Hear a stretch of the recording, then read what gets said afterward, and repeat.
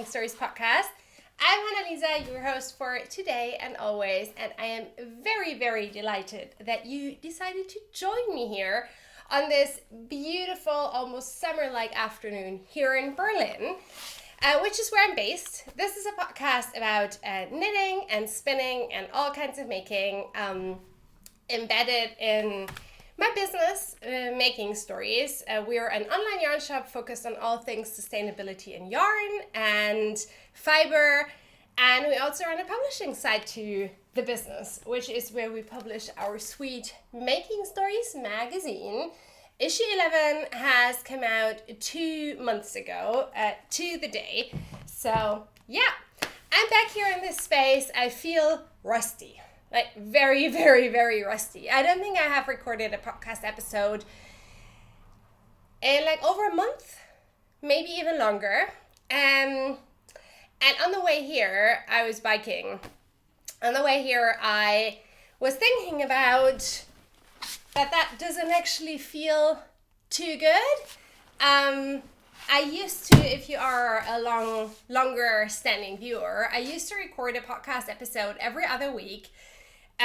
Which, excuse me, if I'm coughing a little, I've been coughing for over 6 weeks now. I don't really know what it is. Oh, there goes my beautiful crafty sheet tea towel. Let's see.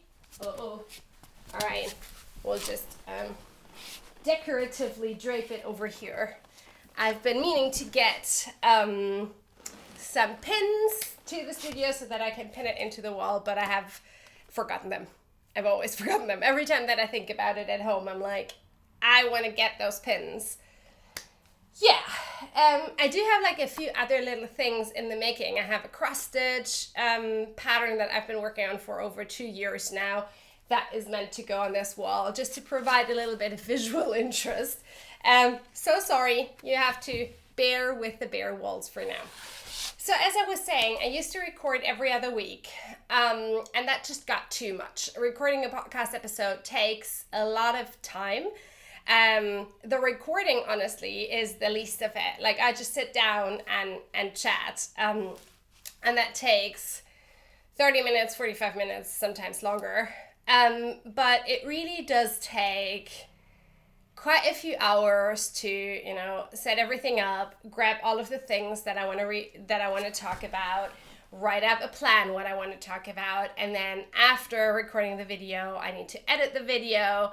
And even though I don't do a ton of editing, if you've been watching a few of my episodes, you know that there are podcasts that do a lot more with sort of behind the scenes and editing things. And even though I do not do a lot of that, it still takes quite some time, and then exporting the video, uploading it to YouTube, putting show notes together, putting it out on the internet, telling everyone about it. It just takes up a lot of time.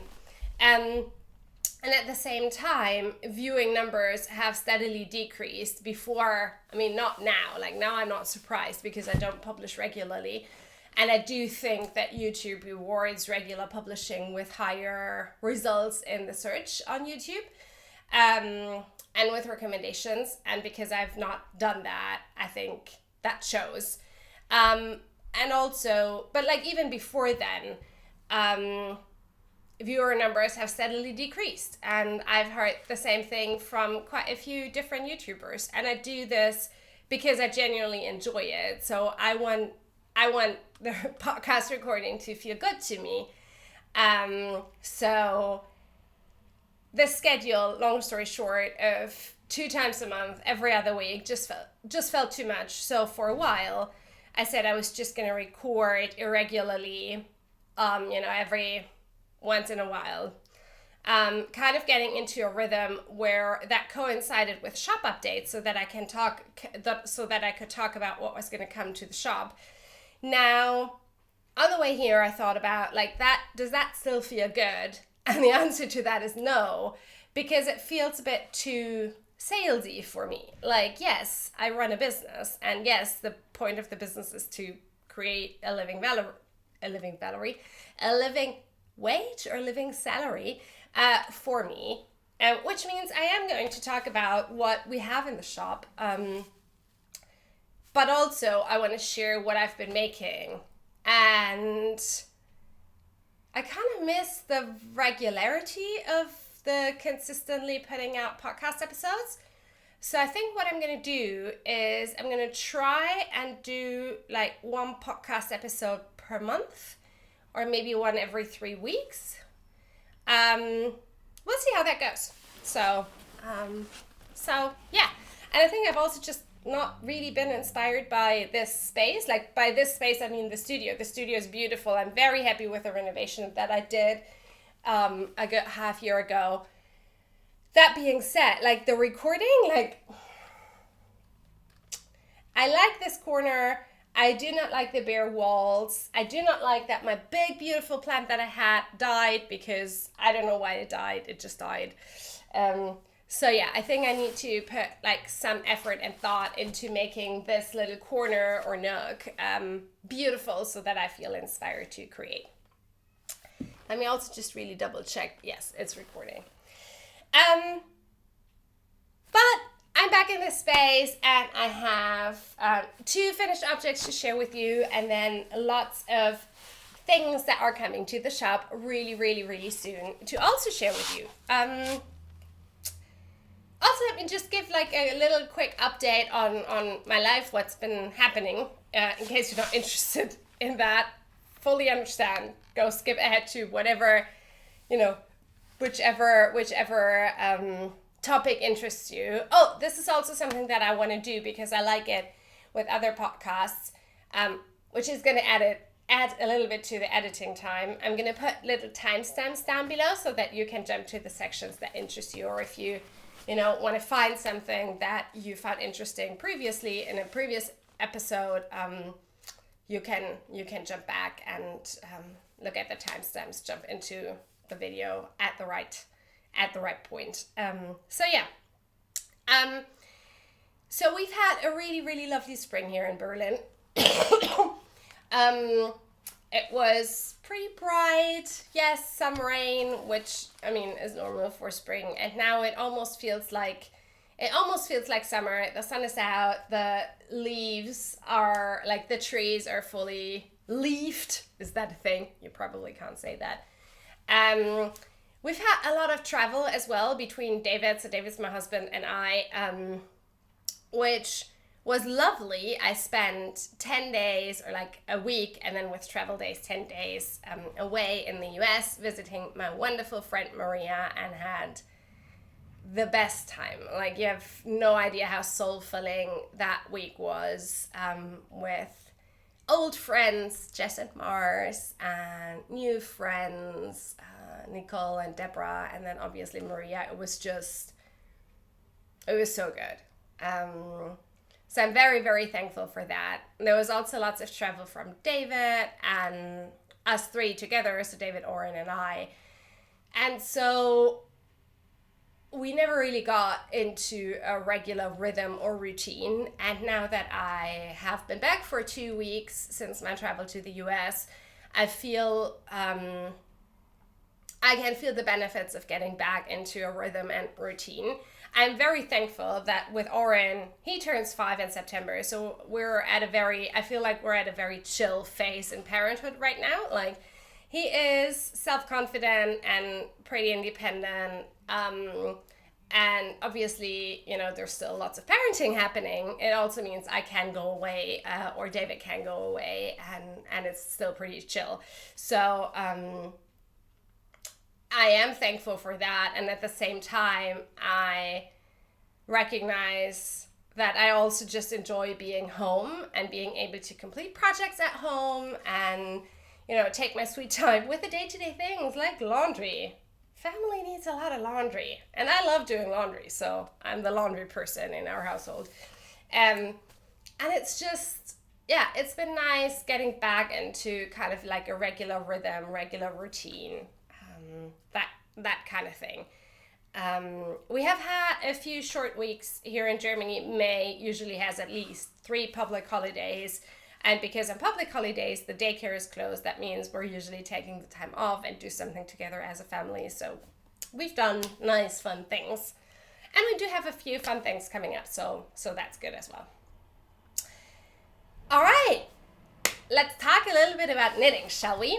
So, I finished 2 things since we last talked. The first I am wearing, and I am so happy about this. I have not worn this because it is sitting in a sample box in my studio together with the other thing that I'm showing you, because this is a garment that, I made for me, but that is also going to travel with me to Wedding Wool Weekend, which is a small, wonderful little yarn festival put on by my local yarn shop. Wedding, not as in getting married, but Wedding is the area of Berlin the yarn shop is based in. And that is happening on May 31st and June 1st. And so this top is going to travel there with me. This is the third in order of how I've knit them. Finished object from issue 11 for me, which makes this, I'm sorry, which makes this the issue with the most things that I've knit out of it. And let me set up so that you can see it. Oops. Hello, autofocus. So yeah, you can see a little bit. So this is the beautiful Ruegen top by Imke von Nathusius. The pattern is originally designed for the Fiberco's and Make DK, which is a gorgeous, gorgeous yarn. And the reason that I've knit this in a different yarn is not because I don't like the yarn. Like, I very much like the original yarn.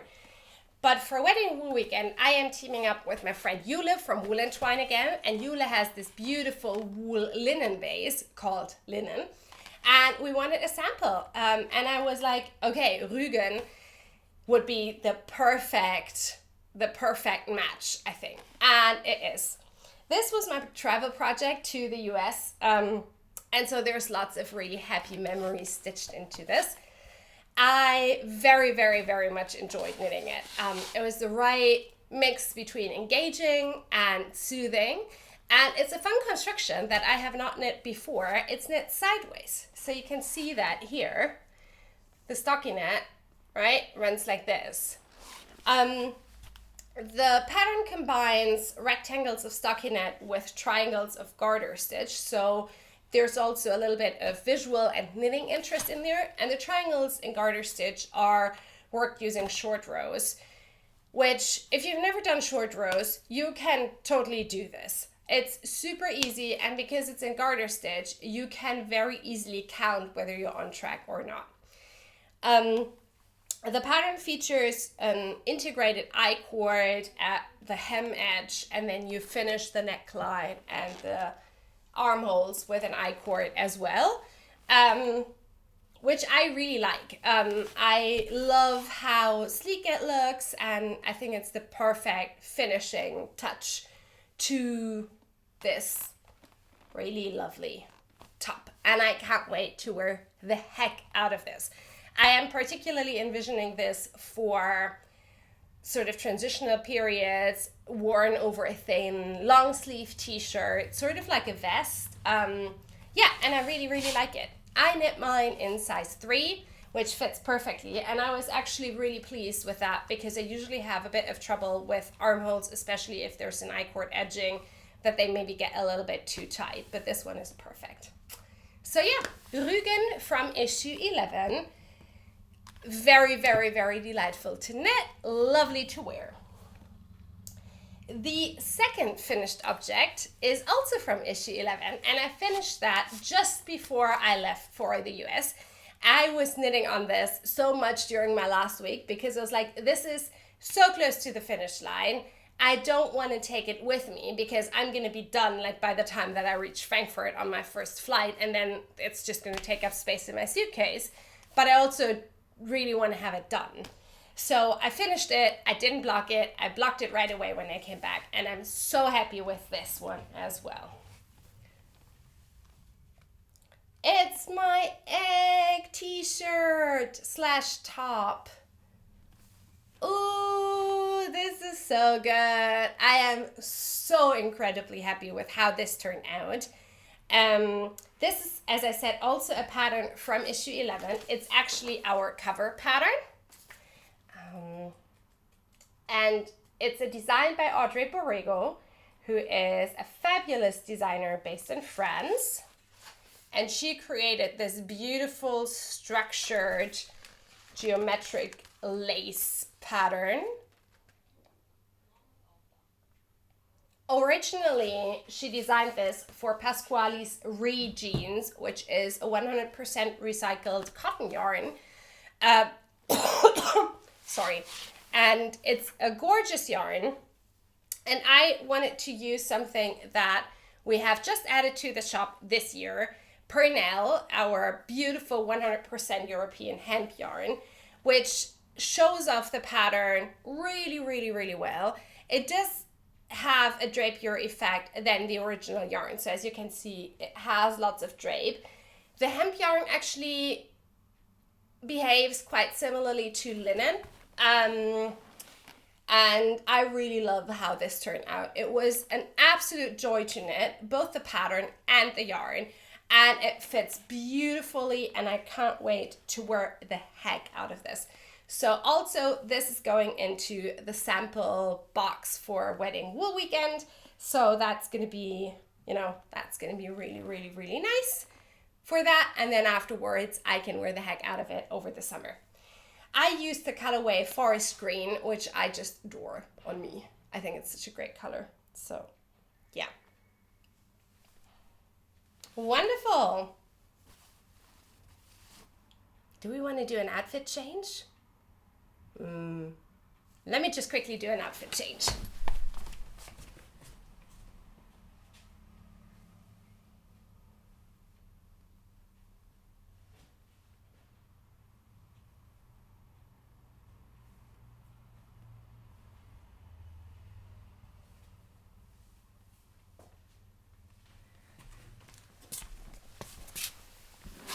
Alrighty, I'm back. Ooh, that pesky cough.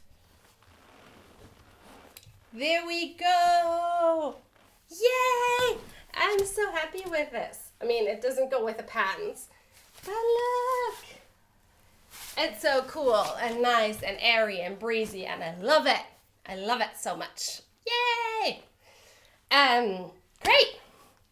So those are my two finished objects from issue 11, which I highly recommend picking up if you haven't done so already. We have about 5 to 6 boxes of this left, so not a ton, and I would honestly love to sell out before we launch the next issue. I'm going to bring some of them with me to Wedding Wool Weekend, and if you haven't picked up a copy yet, you can do so in the web shop. So, speaking of web shop, I do have a work in progress, but I haven't brought that because I have a lot of things that I want to talk about now. And I was like, okay, the podcast episode is probably going to get too long if I go into my latest work in progress. So we're going to skip that for now, and I'm going to circle back on that with you a little later. Because what I want to talk about is our very first spinning fiber update. I am so excited about this. On May 15th, which is a Wednesday, we're going to add spinning fiber into the shop for the very first time. If you have been following this podcast for the last half year, you'll know that I got myself a secondhand spinning wheel as a Christmas gift to myself. A beautiful Louis S10, and I love it so much. I just fell head over heels in love with spinning. I adore it. And I adored getting to know all of the sort of fiber dyers and yarn companies who also produce fiber, in a different capacity, and kind of working backwards through the value chain, from knitter to yarn seller to now fiber seller. And I adore it. And pretty early on in that journey, I was like, okay, is this something that I want to bring to the shop? And I really thought about it very, very hard, because on the one hand side, I felt like there is there are some like long-standing traditional shops that carry spinning fiber in Germany. And there are a few hand dyers who make incredible colorways and source incredible fibers. But there's not really, your one-stop shop for spinning fiber from like all of these different places. So I felt there is a need for it, or could be a need for it. And at the same time, this was a new hobby to me. And if you have turned one of your hobbies into one of your businesses, like knitting has turned into making stories, you are maybe a little bit more careful about turning other hobbies into businesses. I am very lucky in the sense that I have not fallen out of love with knitting. I still adore this to this day, which I'm very privileged to do so. Like a lot of people who have come at their businesses from knitting as a hobby have then fallen out of love with knitting because it's something that they do for the job now. And that's not the case for me. I still love knitting, as I did on the first day that I picked the needles up. And I was a little bit scared what's going to happen with spinning. And then I was like, well, you know what? I want to do this. I'm my own boss. I'm going to do this. So we're adding spinning fiber to the shop. The first product drop is fiber from 3 different makers. The first one will be no surprise to anyone. It was my very first stop on the way when I had secured my spinning wheel. I immediately went onto her website and ordered myself a braid of her gorgeous custom blend, hand dyed. Who am I talking about? Marina Skua, of course. Marina is a wonderful, wonderful dear friend of mine. She has an incredible yarn business, very much focused on local sustainable production and hand dyeing. And she has quite recently started selling spinning fiber as well. She's always had like spinning fiber here and there. But a few months ago, she worked together with Ruegen Woolwork, who are also based in the UK, as is Marina, on creating a custom blend. It's called the Skua Blend. It's 5 different British sheep breeds that Marina has curated. It's incredible. There's a blog post, which I'm going to link to in the down bar below, where she shares how she went about creating that custom blend. And she went through, I think, like 10 different sheep breeds maybe, spun all of them, then hand carded combinations, spun those up until she arrived at what is now her custom Skua Blend. And it's an absolute delight to spin. It's so wonderful, fluffy and grippy and smooth, and it's like, I don't want to say it's like butter, because it's not like butter. It doesn't feel like butter, but it is kind of the equivalent on the spinning wheel. So yeah, we have 6 colorways of Marina Skua's Skua Blend, all in pretty limited quantities. So I got they're coming, so this is combed top, I should say that. And we're selling them as 100 gram braids, and there are 3 braids of each colorway. So yeah, I'm just gonna show them to you, and you can marvel with me at the genius that is Marina. So Marina gets the undyed fiber from Ruegen Woolwork and then dyes it. And if you have touched hand-dyed fiber, you'll know that there are remarkable quality differences. I have tried to spin from braids that felt almost felted, and have tried to spin from, or successfully spun from braids that have felt like butter. And that's because fiber felts very, very easily. So chances are, if you have a braid that feels felted, it's probably felted. And Marina is just like, every single braid is impeccable. Not a single felted bit, just perfect craftswomanship. And I quickly wanted to mention the wool breeds that are in here are Dorset Horn, Cheviot, Mangslochten, Teeswater, and Jacobs. This is the colorway Shepherd's Delight. So this is a beautiful pink, red, blue with hints of purple. we also have, where's that? Hello, there. We also have a sibling colorway to this, which is Shepherd's Warning.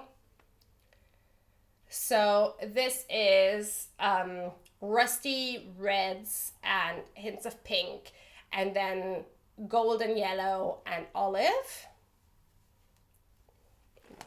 These are the two next to one another. This is Shepherd's Delight. This is Shepherd's Warning. Then we have Begonia, which is this lovely light green, and then bits of burgundy and pink in it.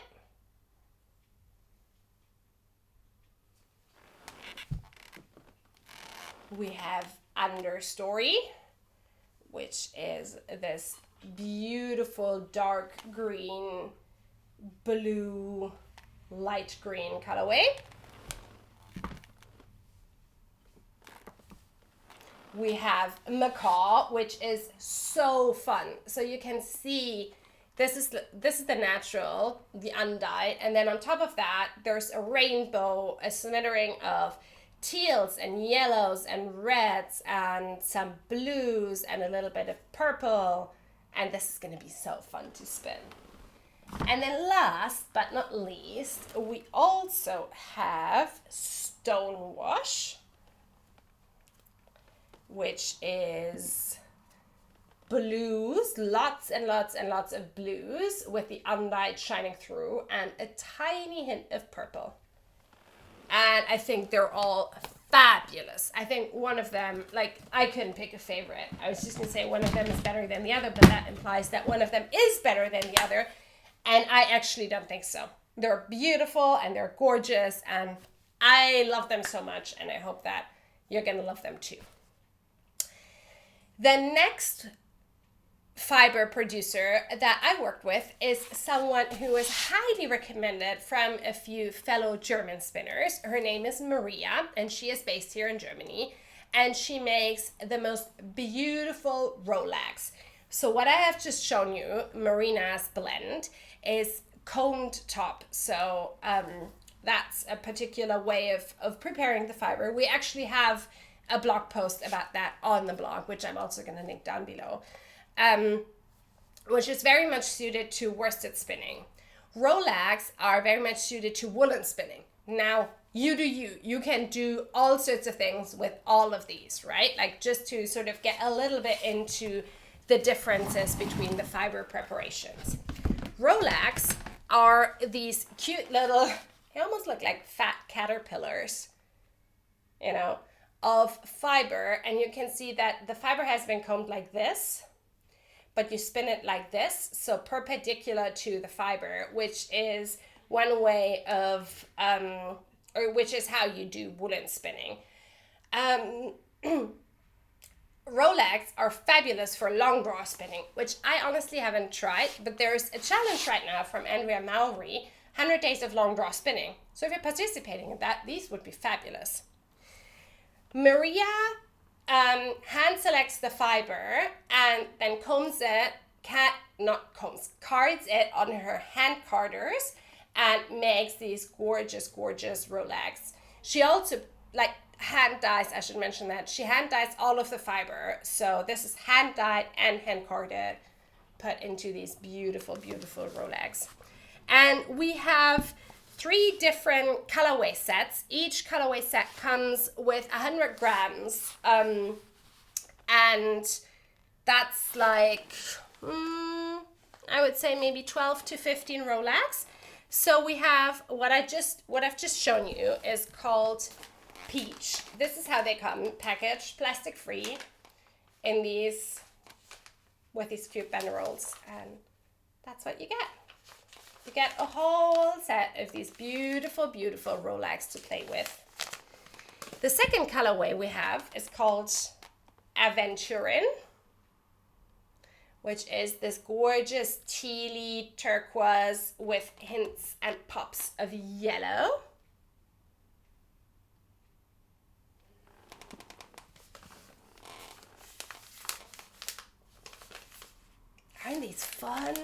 I just feel like such a great, you know, fun way to spin. And then we have Naturals, which is undyed wool.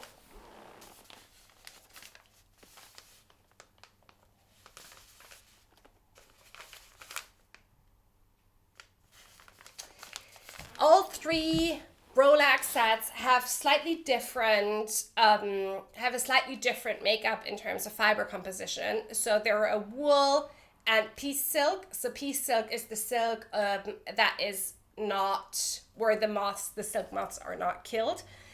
Wool silk blends. Some of them have a little bit of viscose in it as well.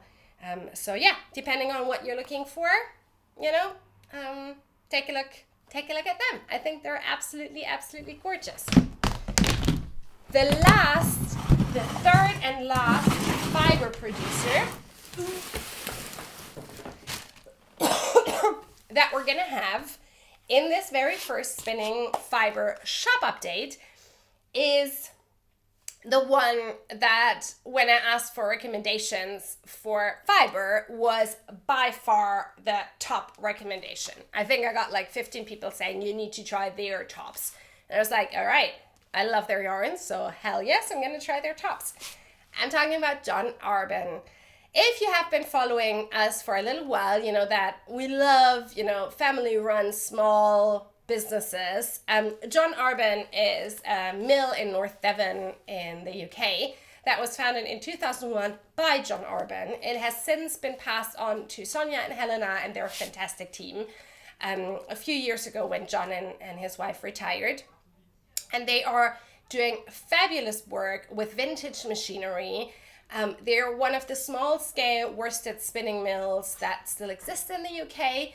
And so they sell their comb tops as well as the finished yarn. They have a lot of different fiber ranges. And so I had to decide which one to go with.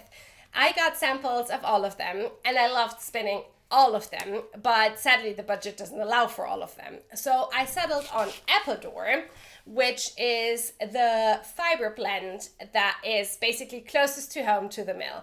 All of the fiber is sourced within 20 miles just from that mill, and it's a beautiful blend of 3 different sheep breeds: Devon close wool, Exmoor blueface, and Romney. And it's an absolute delight to spin. And I love it even more because it is so local to them. So 20 miles, all of the sheep, you know, live in 20 miles radius from the mill, and then it gets transported there and then processed. And yeah, now it's here with us. So yeah, it's going to be a little bit funny how I show them to you because they have literally just arrived this morning. And let me show you. Like this.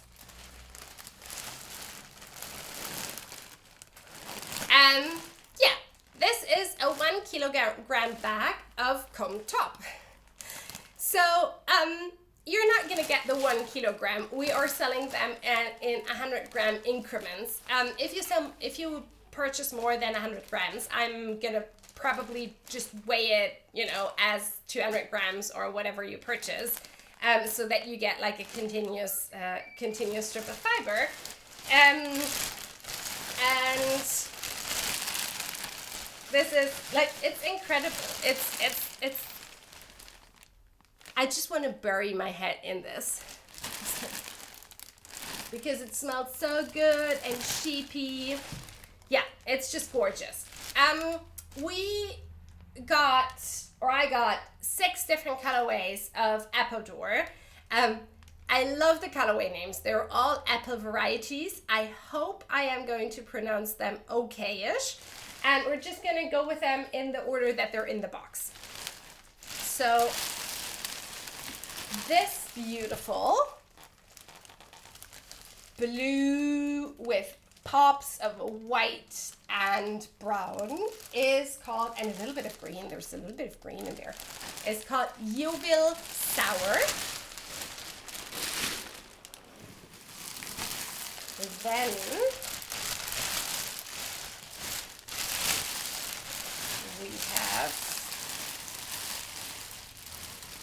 this lovely, moody, coppery shade with hints of pink and yellow, which is called Foxwell.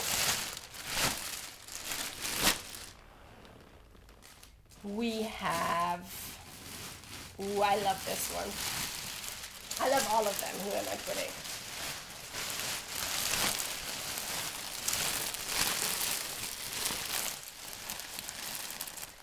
Neon yellow and green and bits of gray and brown, which is Spicy Pippin.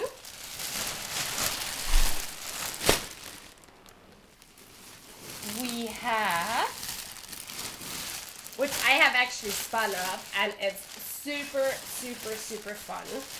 We have Quench, which is white with streaks of hot pink and yellow and blue.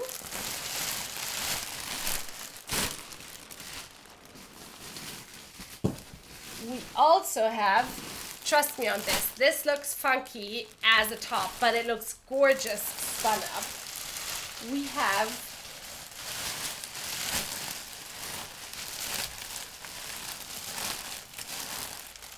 Pig Snout. So lots of pink and orange and a little bit of white and a little bit of blue and a little bit of yellow. And then last but not least, we have one that I think I'm going to snatch a little bit for myself. This is Ellis Bitter. This is a dark gray with streaks of a beautiful emerald green and a dark pink. So yeah, these are super, super, super gorgeous, and I'm so excited that we're finally able to offer spinning fiber in the shop. Yeah, I can't wait to have those available to you. Wednesday, May 15th, we're gonna do the usual spiel of 9 a.m. early access to the collective for the collective, 12, so noon Berlin time for everyone else. And I hope you love them as much as I do. And yeah, that was it from me for today. I hope you enjoyed this episode. And I will circle back on when exactly, like how exactly my new podcasting schedule will look like. I do think maybe like one episode a month would be really, really good. So we're going to try and aim for that. Until then, see you soon. Bye.